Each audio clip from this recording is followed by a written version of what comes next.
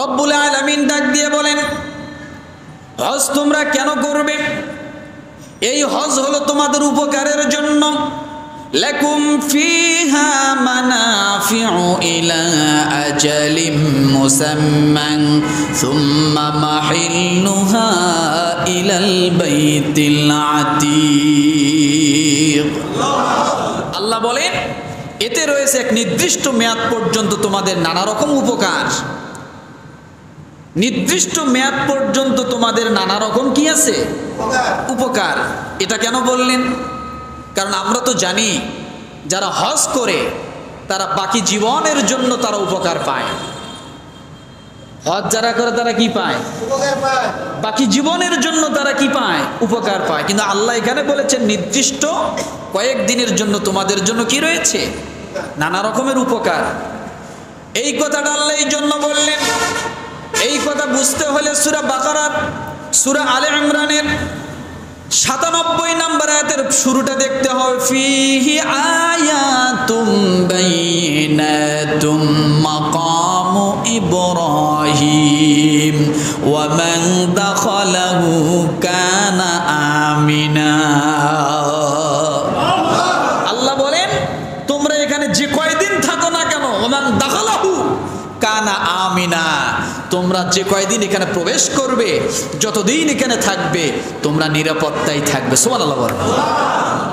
তার মানে হাদি সাহেবগঞ্জ যে কয়দিন ওখানে থাকবে সে কয়দিন কি সর্বদিক থেকে নিরাপদ থাকবে। এটা তাদের ওই কয়েকদিনের উপকার। আমার ভাইরা, এরপরে রব্বুল আলামিন বলেন, তোমরা হজ কেন করবে? তোমাদের কল্যাণের জন্য। লিয়াশহাদু মানাফিআ লাহুম ওয়া ইয়াযকুরু ইসমাল্লাহি ফি আইয়ামিন মা'লুমাত। এটা হলো তৃতীয় নম্বরে কল্যাণ। আল্লাহ বলেন যাতে তারা তাদের জন্য স্থাপিত কল্যাণ প্রত্যক্ষ করে। স্থাপিত, আর আগে ছিল কি কয়েকদিনের জন্য। স্থাপিত কি? একজন হাজী যখন হজ করে, রাসূলুল্লাহ সাল্লাল্লাহু আলাইহি সাল্লাম বলেন, তুমি যদি দুইটা কাজ থেকে বিরত থাকতে পারো, আমার আল্লাহ তাআলা তোমার জন্য দুইটা জিনিসের গ্যারান্টি দিয়ে দিবে। জোরে বলে, কয়টা কাজ থেকে বিরত? আপনি যদি হজ করতে যায়া দুইটা কাজ থেকে বিরত থাকেন, আল্লাহ আপনার বাকি জীবনের জন্য দুইটা পুরস্কার দান করবেন। কয়টা পুরস্কার? দুইটা পুরস্কার দান করবেন। তাহলে স্থায়ীটা কি এবার শোনেন। বুখারী হাদিস নাম্বার 1521। কত? আবু হুরায়রা রাদিয়াল্লাহু তাআলা আনহু থেকে বর্ণিত, তিনি বলেন, আমি রাসূলুল্লাহ সাল্লাল্লাহু আলাইহি সাল্লামকে বলতে শুনেছি, যে ব্যক্তি আল্লাহর উদ্দেশ্য হজ করলো এবং অশালীন কথাবার্তা ও গুনাহ হইতে বিরত রইল, সে ওই দিনের মতো নিষ্পাপ হয়ে হজ হতে ফিরে আসবে যেদিন তার মা তাকে নিষ্পাপভাবে জন্ম দিয়েছিল। মান হাজ্জা লিল্লাহি ফালাম ইয়ারফাস ওয়ালাম ইয়াফসুক রাজাআ কায়াউমিন ওয়ালাদাতুহু উম্মা। আল্লাহর নবী বলেন, কোন মানুষ যদি দুইটা কাজ থেকে বিরত থাকে, একটা হলো অশ্লীল কাজকর্ম, দ্বিতীয় নাম্বার সমস্ত ঝগড়া ফাসাদ অন্যায় থেকে যদি মানুষ নিজেকে বিরত রাখতে পারে, আল্লাহর নবী বলেন ওই মানুষটার যখন হজ থেকে কমপ্লিট হয়ে গেল, সে যখন বাড়ির দিকে রওনা করলো, মায়ের গর্ভ থেকে যেমন সন্তান নিষ্পাপ হয়ে বাইর হয়ে যায়, আল্লাহর নবী বলেন ওই মানুষটাকে আমার আল্লাহ নিষ্পাপ করে তাকে বাড়িতে ফিরাইয়া দেয়। এটা হলো এক নাম্বার উপকার, স্থায়ী উপকার। সেটা হলো কি, আপনি নিষ্পাপ। এরপরে যদি আপনি গুনাহ করেন সেটা আপনার ভিন্নতা, কিন্তু আপনি না করলে আপনি নিষ্পাপই থাকবেন। কথা ঠিক কিনা? এটাই স্থায়ী। আমার ভাইরা, দ্বিতীয় নম্বরে আল্লাহ পাক রব্বুল আলামিন বলেন সূরা আলে ইমরানের 96 নম্বর আয়াতে বলেছেন ইন্না আউওয়ালা বাইতিন ফুদিআ লিন-নাসি লাল্লাযী বিবাক্কাতা মুবারাকান ওয়া হুদাল লিল আলামিন।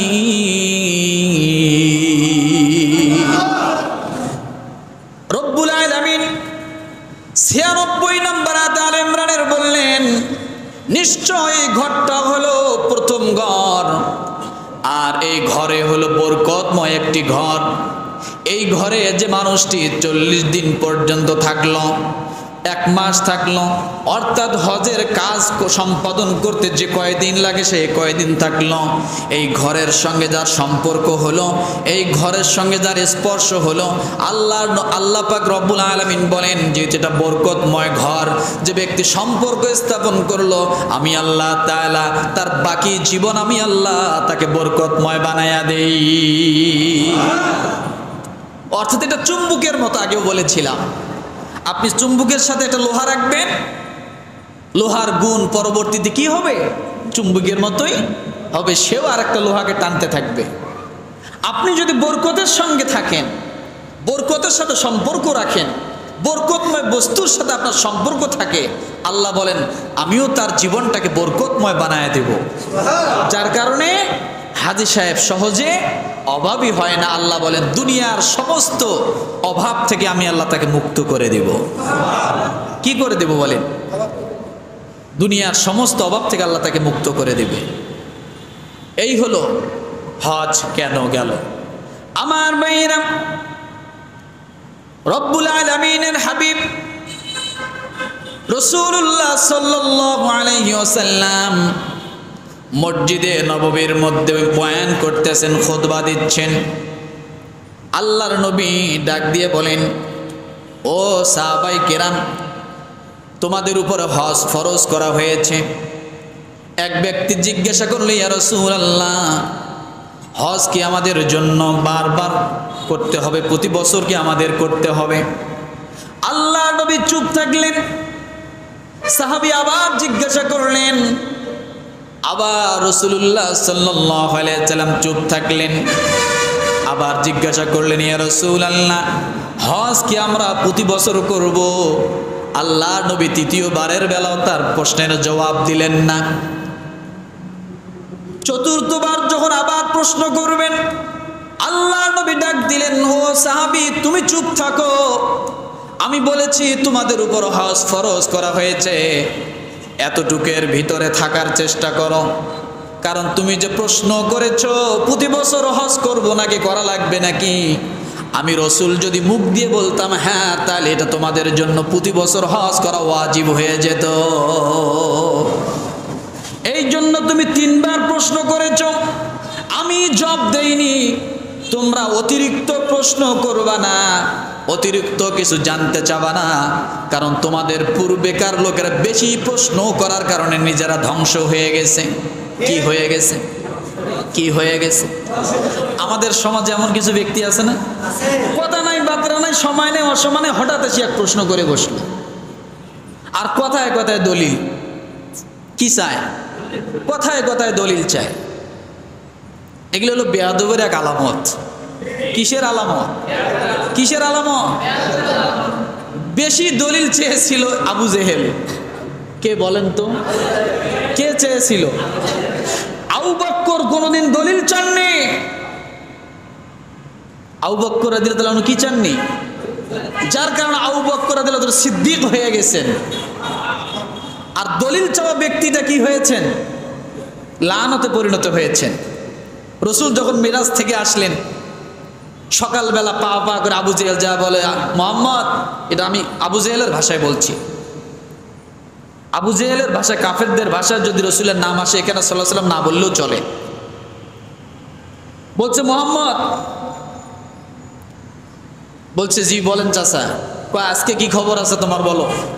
কয় আজকে তো দারুণ মজার খবর। বলে কি? আজকে আমি মিরাজে গিয়েছিলাম, আল্লাহর সঙ্গে সাক্ষাতে গিয়েছিলাম। এই কথা শুনে মোহাম্মদের এতদিন মাথা ছিল অর্ধেক পাগল, পুরোটা পাগল হয়ে গেছে। দৌড় দিয়ে চলে গেছে কৌতূহল বশত এটা মজা করার জন্য, রসুলকে ছোট করার জন্য, খাটো করার জন্য সবচেয়ে নিকটতম বন্ধু আবু বকর সিদ্দিকের কাছে যা বলছে, শুনছো তোমার বন্ধু কি হয়েছে, তুমি কার সাথে চলো জানো? পাগলের সাথে চলতেছে। বলে কেন? তোমার বন্ধু নাকি আজকে আরশে আজিমে চলে গেছে, আল্লাহর সঙ্গে সাক্ষাৎ করেছে, 7 আসমান ভেদ করে গেছে।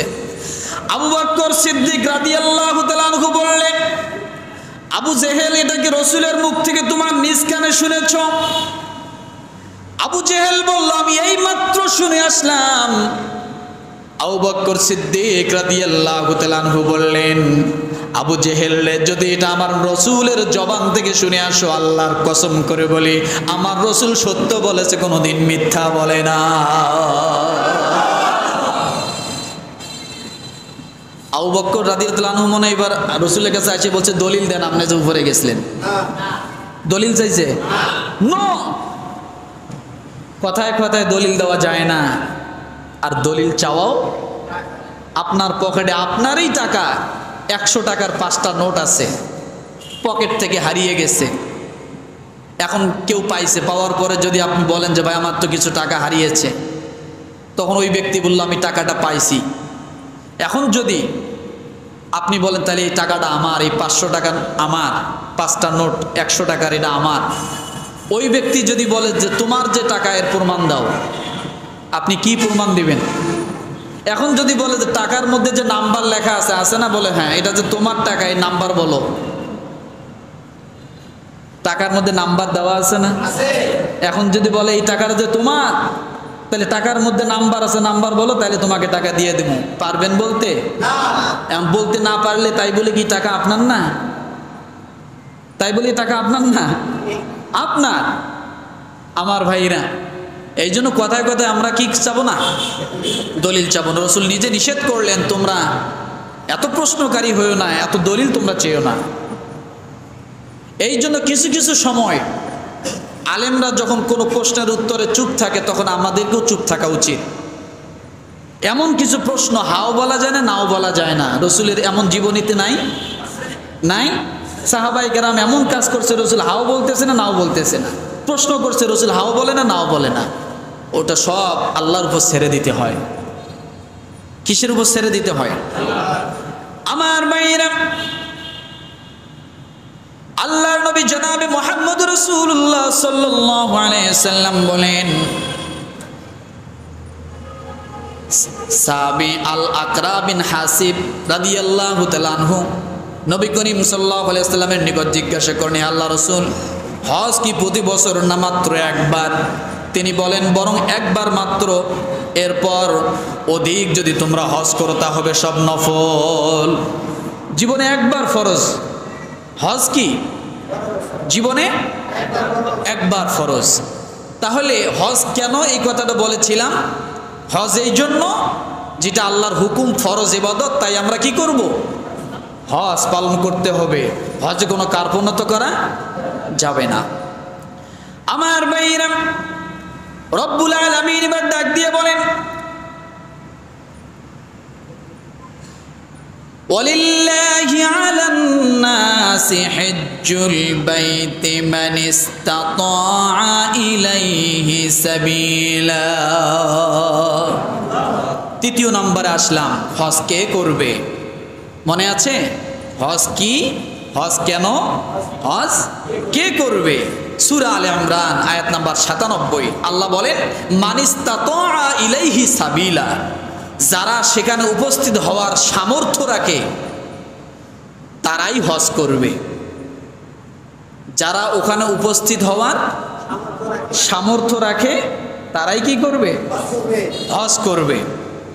এখন এই সামর্থ্য বলতে কি বোঝায়, এবার একটু ব্যাখ্যা করি, ভালো করে বোঝেন। বর্তমান হজ করতে কত টাকা লাগতেছে এবছর? 7.5 লক্ষ বা 8 লক্ষ টাকায় ধরলাম। দিন যায় আরো বাড়বে, কথা ঠিক না?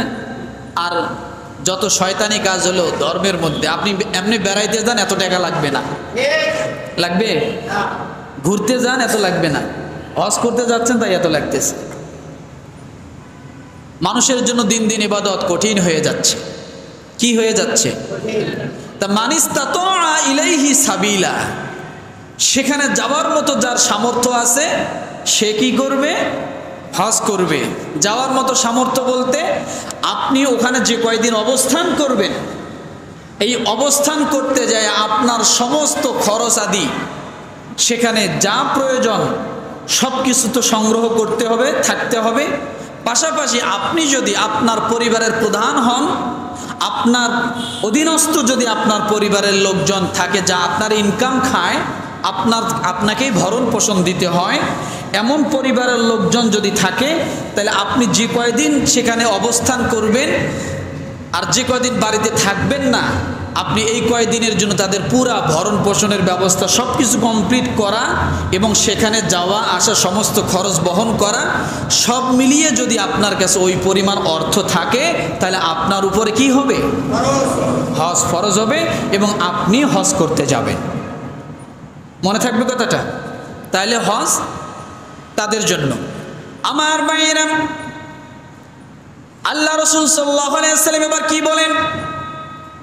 হজ যখন তোমাদের উপর ফরজ হবে, হজে যাওয়ার যখন তোমাদের সামর্থ্য হবে, তখন তোমরা দেরি করো না। কি করো না? দেরি করো না। কারণ হজ যত তাড়াতাড়ি করা যায় তত তোমাদের জন্য মঙ্গল। সুনান ইবনে মাজাহ হাদিস নাম্বার 2883। কত? ইবনুল আব্বাস রাদিয়াল্লাহু থেকে বর্ণিত, নবী সাল্লাল্লাহু আলাইহি সাল্লাম বলেন, যে ব্যক্তি হজের সংকল্প করে সে যেন অবিলম্বে তা আদায় করে। কারণ মানুষ কখন অসুস্থ হয়ে যায়, কখন প্রয়োজনের তাগিদে অসুস্থ হয়, বিভিন্ন সমস্যায় পড়ে, সেটা সে জানে না। যখনই তার উপর হজ ফরজ হবে তখনই সে যেন হজ করে। কি করে? তখনই সে যেন, এই যে করোনার সময় আসছিল, অনেক হাজি সাহেবদের কাছে টাকা ছিল, পয়সা ছিল, কিন্তু হজে যাইতে পারে নাই।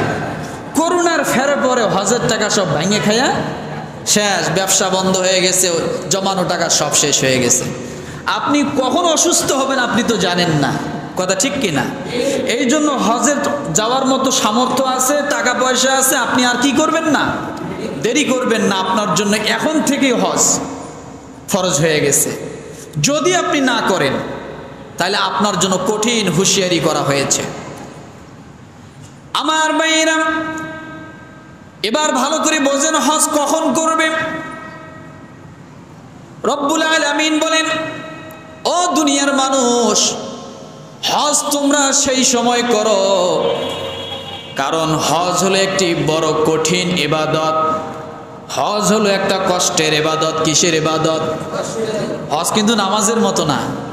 আসলেন, আল্লাহু আকবার বললেন, নামাজ পড়লেন, ধাপ ধাপ করে সিজদা দিলেন, চলে গেলেন, এমন না। হজে অনেক শক্তির প্রয়োজন। কিসের প্রয়োজন বলেন? হজ অনেক শক্তির প্রয়োজন, যে কারণে একমাত্র হজের জন্য এই দোয়া করা হয়েছে, দোয়া শেখানো হয়েছে, হে আল্লাহ, হজকে আমার জন্য কি করে দাও? সহজ করো এবং কবুল করো। হজকে আমার জন্য সহজ করো, কবুল করো। কারণ হজ অনেক পরিশ্রমের কাজ, অনেক পাহাড় বেয়ে উঠতে হয়, নামতে হয়, কথা ঠিক না? খালি খোলা ময়দানে থাকতে হয়, খালি পায়ে হাঁটতে হয়, অনেক পরিশ্রমের কাজ। আমার ভাইরা, এই জন্য বলা হয়েছে যে হজ তোমরা যুবক বয়সে করো, যে বয়সে তোমার শক্তি আছে, তুমি সব দৌড়ে মোচড়ে করতে পারবে, দৌড় দিতে পারবে, উঁচু উঠতে পারবে, কষ্ট পরিশ্রম স্বীকার করতে পারবে, সে বয়সে তুমি কি করো? হজ করো। কারণ রাসূল সাল্লাল্লাহু আলাইহি সাল্লাম বলেন যে তোমরা হজকে বুড়া বয়সের জন্য রেখে দিও না। কোন বয়সের জন্য? আমরা তো ধর্মকে পুরা বুড়া বয়সের জন্য রেখে দেই। নামাজ এখন পড়বো, এখনো তো নামাজ পড়া বয়স হয় নাই, বুড়া হয় নাই, সময় হয় নাই। হজ এখন করব, এখনো তো সে সময় হয় নাই, কথা ঠিক না? কারণ হজ করলে অনেক খারাপ কাজ করা যাবে না, অন্যায় করা যাবে না, এই জন্য যুবক বয়সে কি করে না? হজ করে না। আমার ভাই রাসূল সাল্লাল্লাহু আলাইহি সাল্লাম কঠিন হুঁশিয়ারি করেছেন, যে ব্যক্তির উপর হজ ফরজ হলো, সে 5 বছর পর্যন্ত অতিক্রম করলো, 5 বছর পর্যন্ত অতিক্রম করার পরে সে হজ করলো না, আর ওই অবস্থায় যদি সে মারা যায় সে হয় ইহুদি হয়ে মারা গেল আর না হয় নাসারা হয়ে মারা গেল। কি হয়ে মারা গেল বলেন? ইহুদি হয়ে অথবা নাসারা হয়ে মারা গেল। তিরমিজি হাদিস নাম্বার 812। তাহলে আমরা হজ ফরজ হওয়ার পরে যদি ইবাদত করতেছি, নামাজ পড়তেছি, সব করতেছি, তাসবিহ টিপতেছি, কিন্তু হজ করতেছি না, মরণটা কেমন হবে? কথা বলেন না? ইহুদি নাসারাদের মতো। নাউজুবিল্লাহ, আল্লাহ আমাদেরকে মাফ করুক, বলি আমিন। আরো জোরে বলি আমিন। আমার ভাইরা, এই জন্য আমরা হজকে যখনই আমাদের জন্য সময় হয় তখনই আমরা কি করব? হজ করব। আমার ভাইরা, এবার রব্বুল আলামিন সে আগের হাদিসের কথাই আল্লাহ তাআলা কোরআনে বলছেন, আল হাজ্জু আশহুরুম মা'লুমাত ফামান ফারাদা ফীহিন্নাল হাজ্জ ফালা রাফাথা ওয়ালা ফুসুকা ওয়ালা জিদালা ফিল হজ। আল্লাহ বলেন, হজের নির্দিষ্ট কয়েকটি মাস আছে, যে ব্যক্তি সে সব মাসে ইহরাম বেঁধে নিজের উপর হজ অবধারিত করে নেয়, সেজন্য হজের সময় কোনো অশ্লীল কথা বলবে না, কোনো গুনাহের কাজ করবে না। কি করবে না? কোনো গুনাহের কাজ করবে না। রব্বুল আলামিন ওই আয়াতের শেষে বলেন, ওয়াতাযাওয়াদু ফাইন্না খায়রাজ যাদিত তাকওয়া ওয়াত্তাকুনি ইয়া উলিল আলবাব। সুবহানাল্লাহ বলেন। দেখেন আল্লাহ তাআলা বলেন, ওয়াতাযাওয়াদু ফাইন্না খায়রাজ যাদিত তাকওয়া, সূরা আল বাকারা আয়াত নম্বর 197। আর হজের সফরে পথ খরচা সাথে নিয়ে নাও, বস্তুত তাকওয়াই উৎকৃষ্ট অবলম্বন। আমি এর আগে বলেছিলাম, তাকওয়া মানে সেফটি, তাকওয়া মানে নিরাপত্তা, তাকওয়া মানে নিজেকে আত্মরক্ষা করা। আল্লাহ তাআলা হজের পাথয়গুলোর সঙ্গে, হজের সামানার সঙ্গে তাকওয়ার সম্পর্কর কথা বললেন। যে ব্যক্তি হজের সামানা সাথে নিল সে তাকওয়া অর্জন করলো। সুবহানাল্লাহ। কোন সূরায় আছে এটা? কত নম্বর আয়াত? 197। অর্থাৎ হজে যাবেন আপনি যদি একটা নাভা ট্যাবলেট নেন, আপনি তাকওয়া অবলম্বন করলেন। হজে যাচ্ছেন, আপনি একটা গ্যাসের ট্যাবলেট নিলেন, তাকওয়া অবলম্বন করলেন। হজে যাচ্ছেন, আপনি কিছু শুকনা খাবার নিলেন, তাকওয়া অবলম্বন করলেন। হজে যাচ্ছেন, আপনি ইহরামের কাপড় নিলেন, আপনি তাকওয়া অবলম্বন করলেন। অর্থাৎ হজে যাওয়ার ক্ষেত্রে আপনি যত কাজ এবং যত জিনিস নেবেন সব আল্লাহ তাআলা তাকওয়ার সাথে শামিল করেছেন। যেমন রোজা হলো তাকওয়া, রোজা কি? আর হজের জন্য হজের সামানা নেওয়াটাই তাকওয়া, হজের সামানা নেওয়াটাই তাকওয়া। আমার ভাইরা, হজ আমাদেরকে অনেক কিছু শেখায়, হজ আমাদেরকে অনেক কিছু শেখায়। আজকে শিক্ষাটা বলার সময় নেই, প্রায় 11টা বিষয় হজ আমাদেরকে শেখাচ্ছে। সব কথার মূল কথা একটি কথাই আমি আপনাকে বলি, হজ শিখায় আখিরাত, দুনিয়ার নমুনা, আখিরাতের দৃশ্য। এটাই হলো হজের শিক্ষা। আপনি ইহরামের কাপড় বাঁধেন মানে আপনি মৃত্যুর পরে যে কাফনের কাপড় পরেন, এটাই আপনার জন্য শিক্ষা। এটাই আপনার জন্য কি শিক্ষা। এরকম অনেকগুলো শিক্ষা আছে। অর্থাৎ আপনি পাগলের ভেষ ধরে ময়লাযুক্ত কাপড় পরে আপনার শরীরে ঘামের যতই গন্ধ করুক না কেন, আপনি সেখানে ভালো কিছু আপনি সুগন্ধি ব্যবহার করতে পারবেন না। আল্লাহ চাচ্ছে, বান্দারে আমার ইবাদত করতে এসে তোর শরীরে একটু ঘাম ঝরাচ্ছে, আমি এই গন্ধ আমি আল্লাহর কাছে অতি পছন্দনীয়। আমি আল্লাহর ইবাদত করতে এসে তোর মাথা উস্কো খুস্কো হয়ে গেছে, চুলগুলো এলোমেলো, দীর্ঘদিন তুমি আশ্রাইতে পারতেছ না, আমার হুকুম নিষেধ। বান্দারে, এই এলোমেলো চুলগুলো আমি আল্লাহর কাছে অনেক পছন্দনীয়।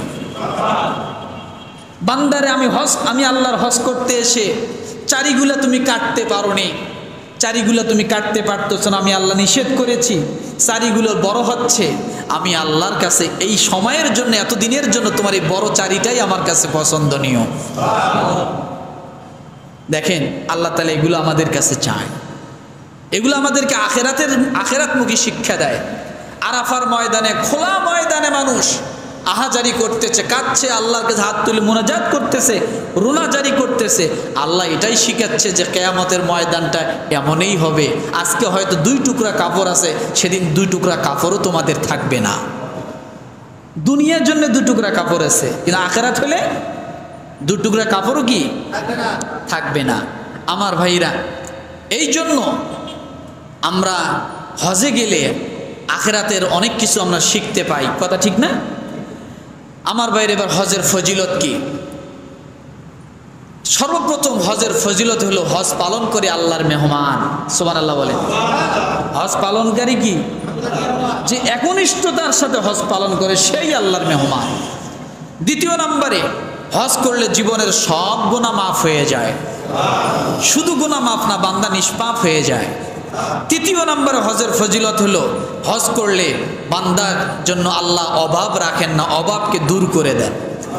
চতুর্থ নম্বরে হজ মাবরুর, এর বিনিময়ে আল্লাহ তাআলা বান্দার প্রতি জান্নাত দান করেন। পঞ্চম নম্বর, হজ পালনকারীর সব চাওয়া আল্লাহ তাআলা পূরণ করে নেয়। এই হলো ফজিলত।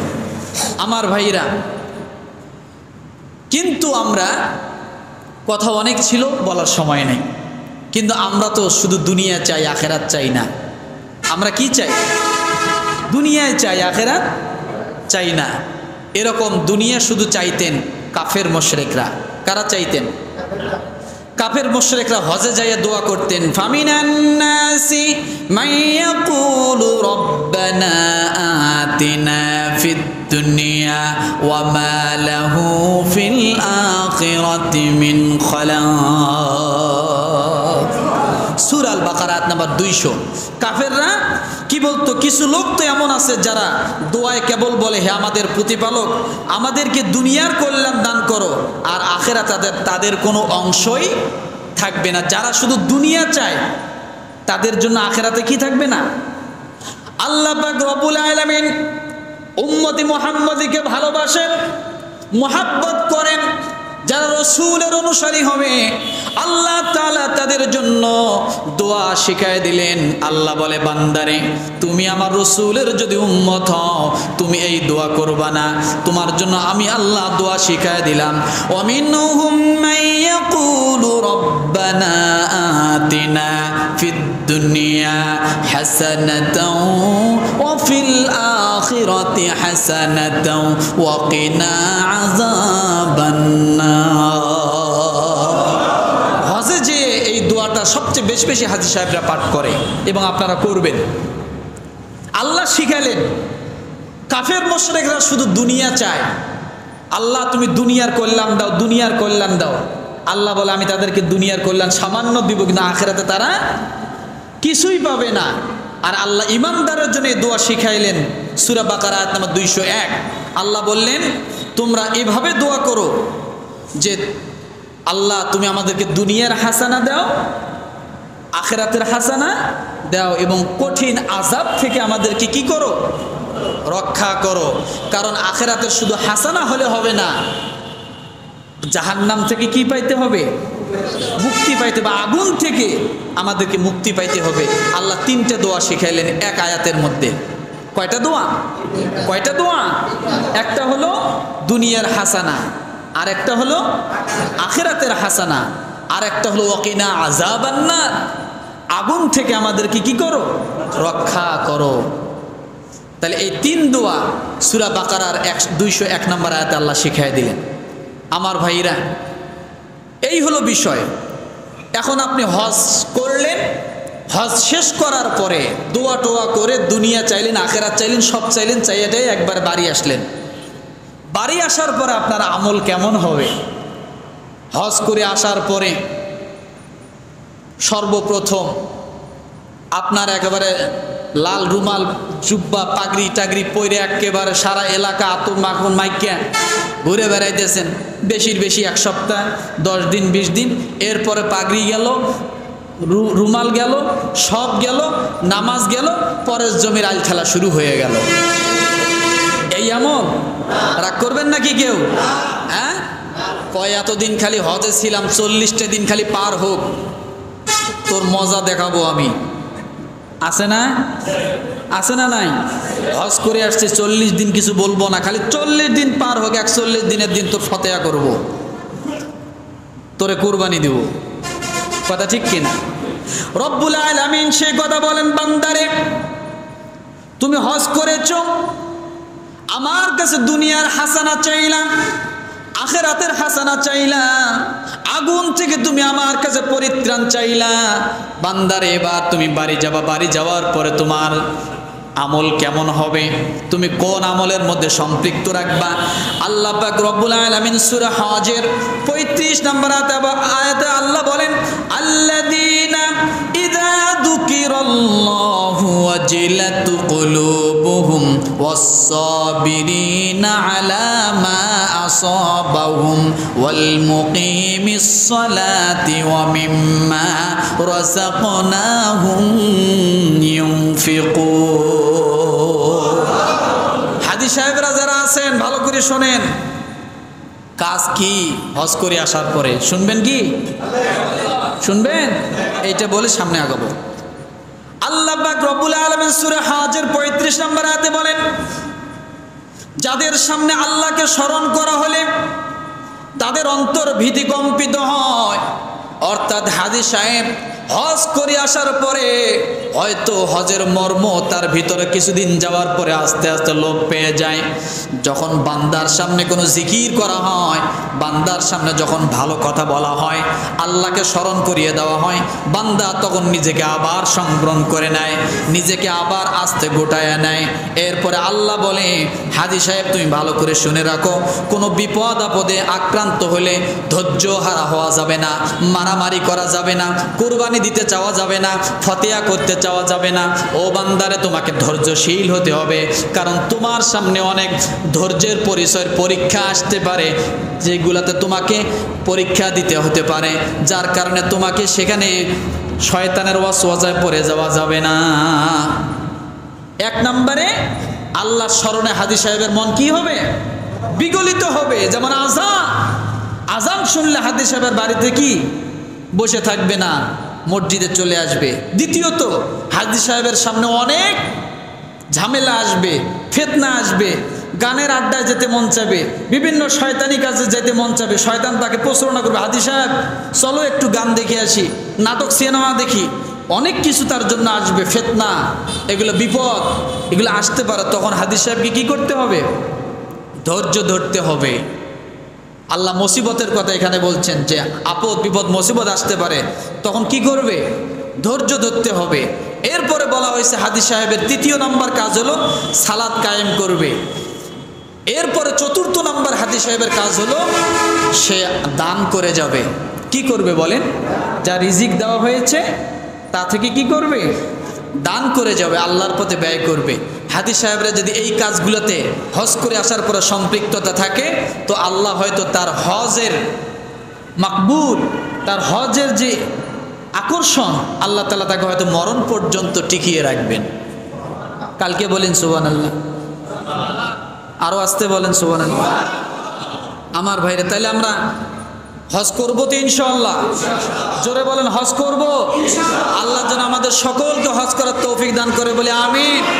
আল্লাহ যেন হজ না করায় আমাদেরকে কাফনের কাপড় না পরায়, বলি আমিন। ইহরামের কাপড় আগে, তারপরে যেন কাফনের কাপড় হয়, কথা বলি আমিন।